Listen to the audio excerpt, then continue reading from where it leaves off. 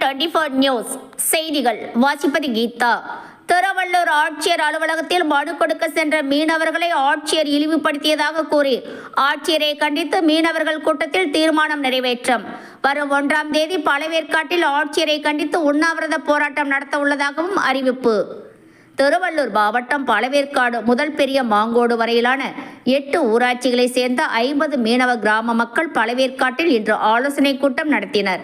அதில் ஆந்திர மாநிலம் ஸ்ரீஹரிகோட்டாவில் ராக்கெட் விடும் நாட்களில் மீன்பிடிக்க தடை விதிக்கப்படுவதால் வாழ்வாதாரம் பாதிக்கப்படுவதாகவும் அதற்கு நிவாரணம் கேட்டும் பழவேற்காட்டில் உள்ள மதுபான கடையை வேறு இடத்திற்கு மாற்ற எதிர்ப்பு தெரிவித்தும் கடந்த 21ஆம் தேதி பழவேற்காடு மீனவர்கள் ஆட்சியரை சந்திக்க திருவள்ளூர் ஆட்சியர் அலுவலகம் சென்றதாகவும் அப்போது ஆட்சியர் மீனவர்களை அலுவலகத்தின் உள்ளே அனுமதிக்காமல் இழிவுபடுத்தி அவமதித்து அனுப்பியதாகவும் பழவேற்காடு முதல் பெரிய மாங்கோடு வரையிலான 8 ஊராட்சிகளை சேர்ந்த மீனவர்கள் பழவேற்காட்டில் தனியார் திருமண மண்டபத்தில் ஆலோசனை கூட்டம் நடத்தி ஆட்சியருக்கு எதிரான தீர்மானம் நிறைவேற்றினர்.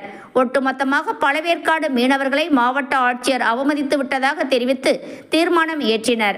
தொடர்ந்து செய்தியாளர்களிடம் பேசிய மீனவர்கள் மனு கொடுக்க சென்றபோது உள்ளே அனுமதிக்காமல் இழிவுபடுத்தி ஒட்டுமொத்த பழவேற்காடு மீனவர்களை அவமதித்ததை கண்டித்து வரும் டிசம்பர் 1ஆம் தேதி பழவேற்காட்டில் அனைத்து மீனவர்களும் உண்ணாவிரத போராட்டத்தில் ஈடுபட போவதாக தெரிவித்தனர்.